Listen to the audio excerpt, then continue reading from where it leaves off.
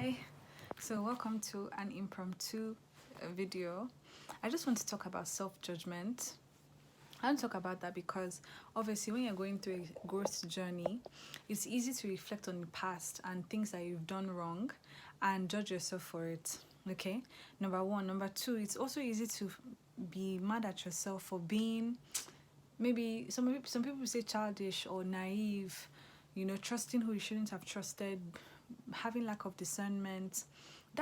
It's okay to like review aspects of your life and see what you did wrong, and then take the lessons that you learned from it. Fine, but the feeling of judgment and shame shouldn't be one that you subject yourself to. Like for me, I'm doing this thing where obviously I regard myself as a home. Like this is my home, my body, fine. And I said to myself that this is a house rule. We do not judge or shame ourselves here.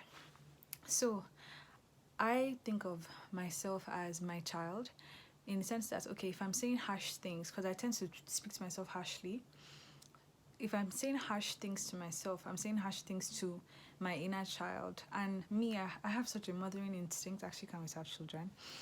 I have such a mothering instinct that I'm like, wow, this is not how I would speak to my child. So I'm not going to speak to myself like that. So I'm trying to cultivate love. And so anytime I feel like feelings of judgment or something, it's kind of like I instead of wallowing in the judgment, I'm saying I love myself through this. I love myself through this. I don't judge myself. I love myself. So think about it like that. I would love a world in which we no longer judged ourselves, and therefore as we no longer judge other people, because I do believe that people judge other people harshly because that's as harsh as they judge themselves, and everybody's just projecting. So for me, I'm not going to judge myself, which is funny enough because I don't judge other people. But I judge myself so harshly. I actually use other people to judge myself, or in the past I used to do that.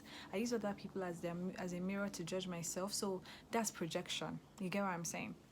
So by being aware of these voices of judgment, you can then choose to observe it rather than identify with it. Like, no, this is not me. I don't judge myself. I love myself through it. I love myself through it. And then you start to, instead of seeing people as a mirror to project your self-hate on, you actually just see people as people. You see them for who they are instead of an identity that you've put on top of them. Just think about it like that, because at the end of the day, we see what we believe. So if you change your way of thinking about the way you perceive yourself and what you believe about yourself, you actually change the way you see yourself through other people's eyes, or in other people's eyes, if that makes sense.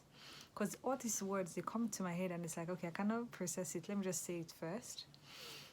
So yeah, so that's one thing, because with self-awareness, one needs to also have self-love, so that when you are looking at yourself and observing aspects of your life where you may have done something wrong or said something wrong or miscalculated, rather than judging, you are loving yourself, so that you can take the lesson without any judgment and then implement it so that your future is much better.